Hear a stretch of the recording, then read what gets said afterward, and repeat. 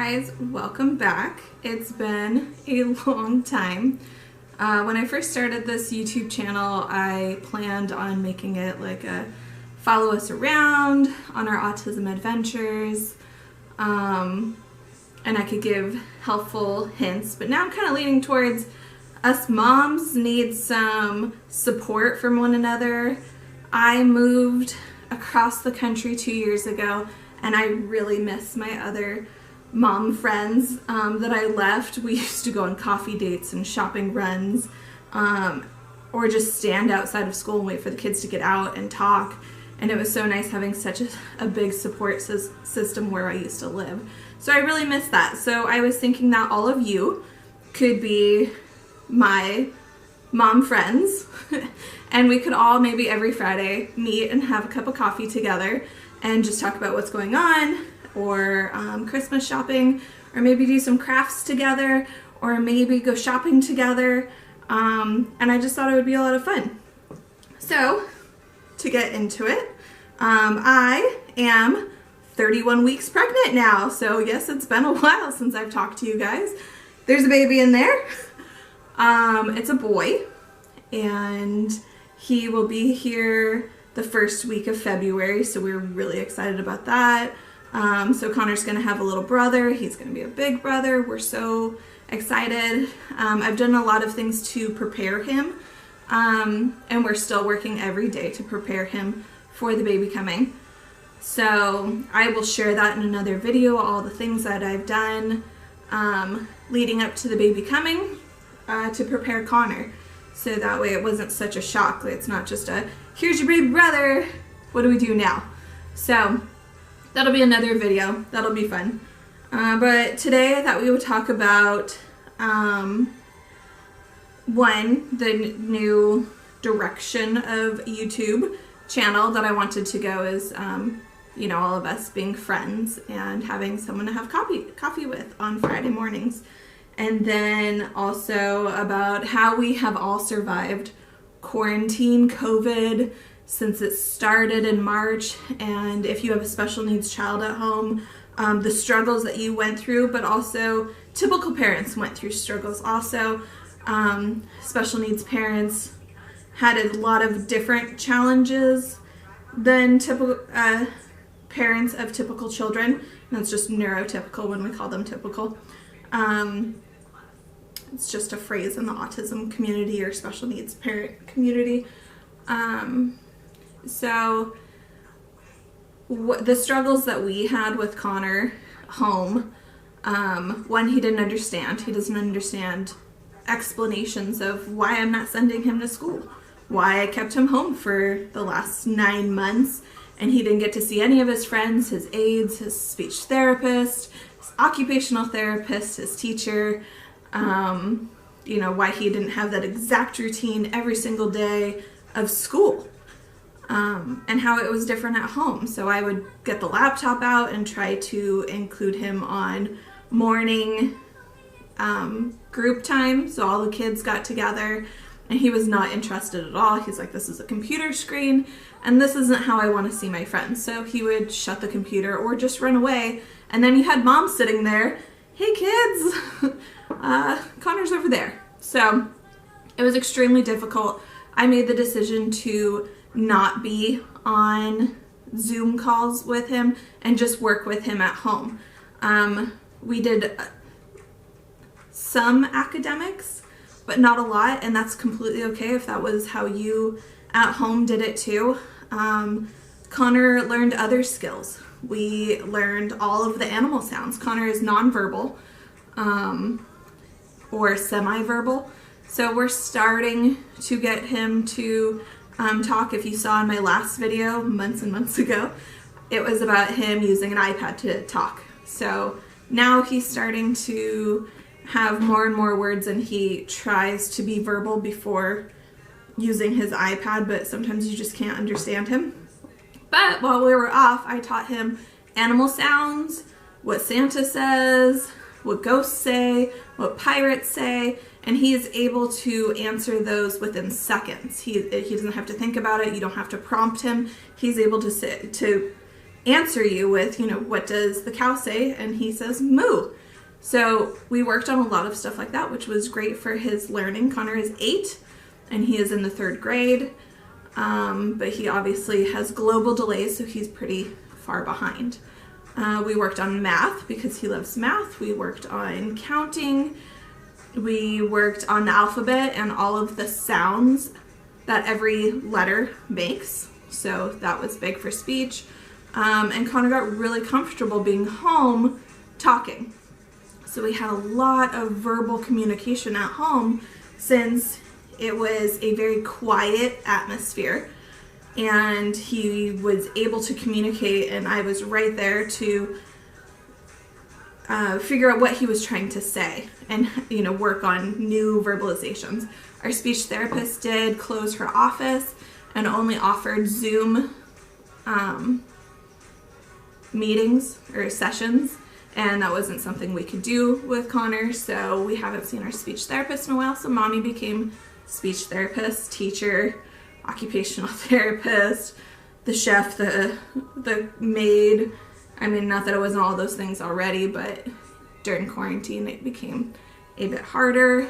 You moms at home, special needs parent or not, you probably felt like you were a prisoner to your house. You couldn't go out and get your nails done. All of us went through this. I wasn't able to go grocery shopping with Connor. Most of my days are like that. Like if I take him to Target, it's not on my time or my agenda of what I need at Target. It's to go walk around so that way Connor can be out in the community. He gets to do his shopping. He looks around the toy section. We kind of make a lap around the store. I might be able to grab a bag of chips really quick or something that I needed for dinner as quick as possible and throw it in the cart while we were walking around. But it's really good for him to be out in the community as much as possible. So we did go to Target once in a while. Obviously, we were quarantined at home with everyone else. And I think our biggest trip was probably to Barnes & Noble. So once it opened. But Connor's back in school now.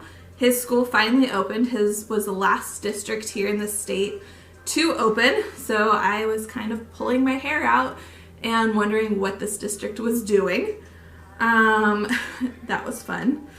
I was getting pretty angry just because Connor was learning nothing educational at home. He was learning all of these other skills, but he needed to be back in school for the routine. He needed to be with other people who aren't mom, because when I pull out the laptop or the worksheets and say, okay, we're going to do this today, Connor's like, no, you're mom, not teacher. So he's not wrong, but it made the 8 months that we were off extremely hard.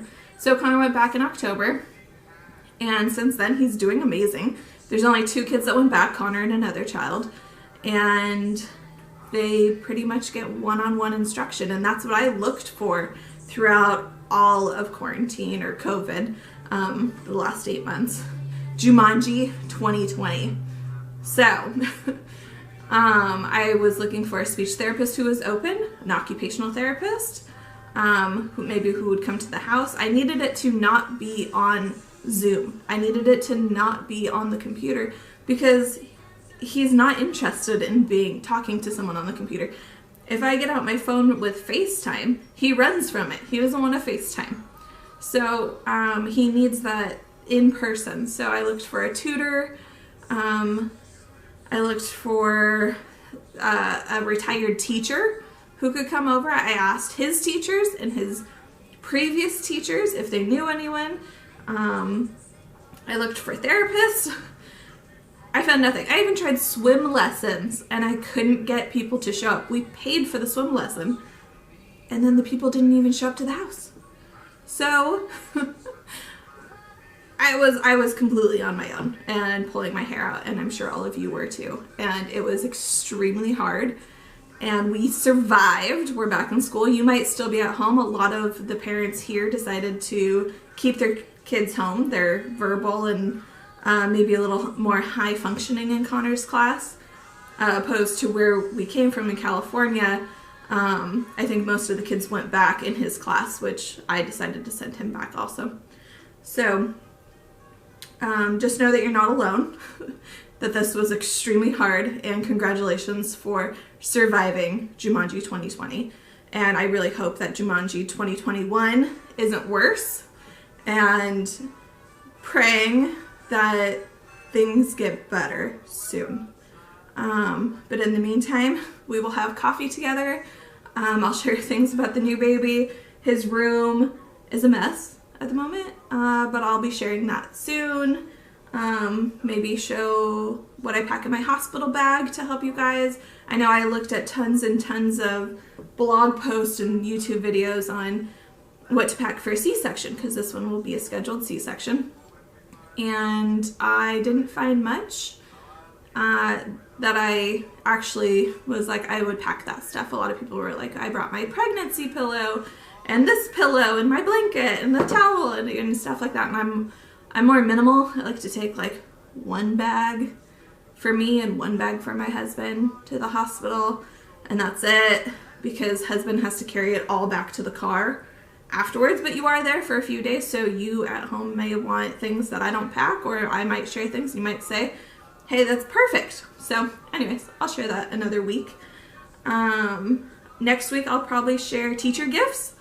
Maybe we'll put together a little basket together, what to get your kid's teacher for Christmas, especially mine, since she works so incredibly hard with teaching her class on Zoom and also teaching Connor new things. Every day we have a notebook that comes home, and every single day he's learning something new, and he's so excited about it. And I'm so thankful to her and Connor's aide that help him every single day, and they're there for him, and they're helping him grow in ways that I couldn't at home, because Connor was not willing to learn from mom.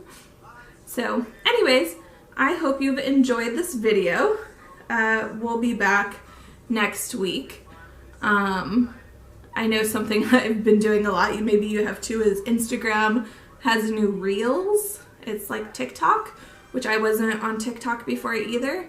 But all of a sudden I'm watching these 15-second videos, and at first they were hilarious. I was like, okay, these are great. Like, oh my gosh, I love them. You know, there's a puppy and there's some pranks, and you know, they're only 15 seconds. You get stuck on those.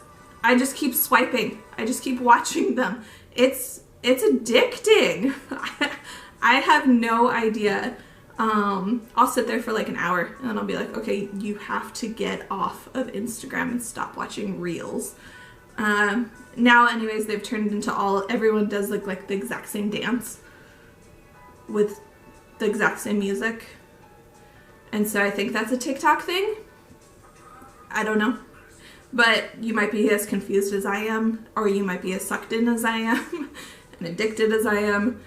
It's time consuming though. It definitely takes up part of your day, and so I have learned to put my phone somewhere else and get some cleaning done, or you know, living life other than watching Reels.